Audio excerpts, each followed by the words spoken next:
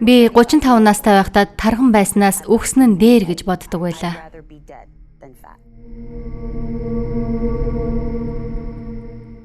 Миний жин 61.2 кг байхад би өөрийгөө тарган байна гэж бодож байсан.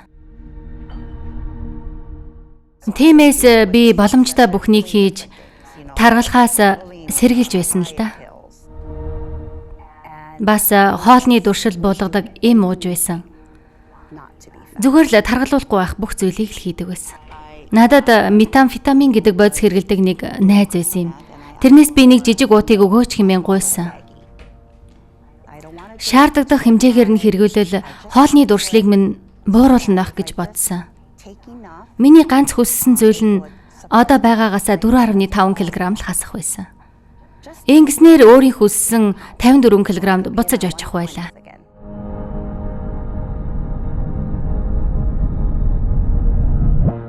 Би маш хурдан донтож эхэлсэн. 2-7 хоногийн дотор энэ бүх зүйл буруугаар эргэв. Энэ төрлийн бодисын донтолд нь маш хүнд, хүмүүс тэрнээс гарахад маш хэцүү байдгийг. Өглөө болгон чи сэрээд энэ бодисын талаар л бодно. Нэг орой нөхөр маань миний энэ байдлаас залхан намайг орхихоор шийдсэн байлаа.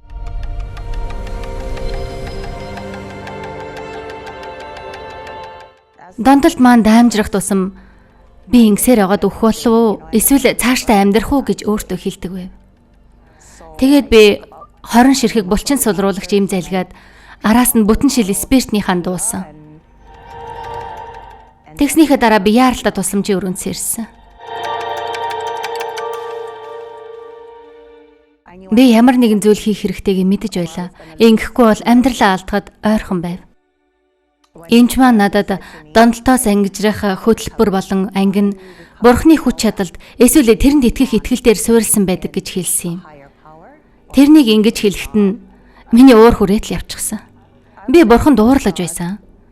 Учир нь надад тохиолдсон бүхий л зүйл хүүхэд байхад минь эхэлсэн. Тэрнээс өөрчлөлт хийж өгөхийг хүсэхэд тэр сонсоогүй.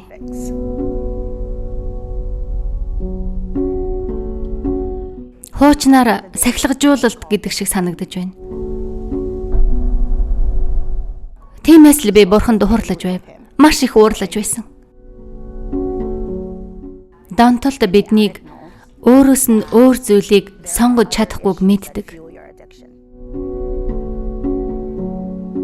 Дараа нь би хамаатныхаа нэг хүнээс дуудлага хүлээж авсан юм.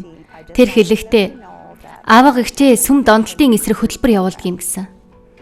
Би хичнээн дургу байсан ч бурханд за явах вэ ямар тач хийгээд үзье. Хэрв энэ тус болохгүй бол та намайг буруутгах эрхгүй шүү. Учир нь танд найд хамгийн сүүлчийн ордлого маань энэ гэж дотроо хэлсэн. Тэгээд би алхмуудын дагуу явж байгаад 3 дугаар алхам дээр ирлээ. Энэ нь бурханд итгэх итгэлийн талаар бүх санаа бодлоо бурхан руу чиглүүлэх талаар байсан юм. За та одоо надад өмнө нь хэлж байсан зүйлээ дахин хэлж байх шүү. Би бүх зүйлийг заавал таны арга замаар хийх ёстой гэж юу гэж дотроо бодсон. Би ойлгохгүй байлаа. Жинхэнэ тусламж миний хизээч уншихгүй гэж өмнө нь хэлж байсан Исаийн хэмээх сүнслэг сэтгүүлээс нэгэн өгүүлэл уншиж байхад ирсэн юм. Тэрхүү өгүүлэлд Лотын гэр бүлийнхний талаар бичсэн.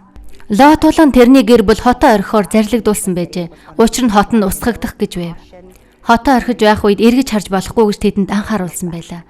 Харин Лотын эхнэр эргэж харан давсан баг нь олж хувирсныг бид бүгдээрээ мэднэ. Ийм зүйл тэрэнд яагаад тохиолдсон юм бол? Зөвхөн эргэж харсныхаа төлөө тэр яагаад давсан баг нь олж хувирваа? Тайлбар нь энэ зөвхөн тэрний эргэж харсанд байгаагүй. Тэр маш их сунах хүсэлтэйгээр Содом ба Гоморо хэмээх хоттой үлдээсэн эд зүйлстэй хорогдон эргэн харсан. Тэрний зүрх сэтгэл хотод байсаар л байсан. Би эдгээр үгсийг уншаад өөртөө би чинь Лотын эхнэртэй адил юм байна шүү дээ гэж хэлсэн. Би бол тэр эргэж хараад өмнөх амьдралдаа үлдэхийг хүсэн ямар ч хэрэгцээгүй зүйлсийг хүсэмжлэн устгагдах байсан тэрнтэй адил юм байна гэж бодсон.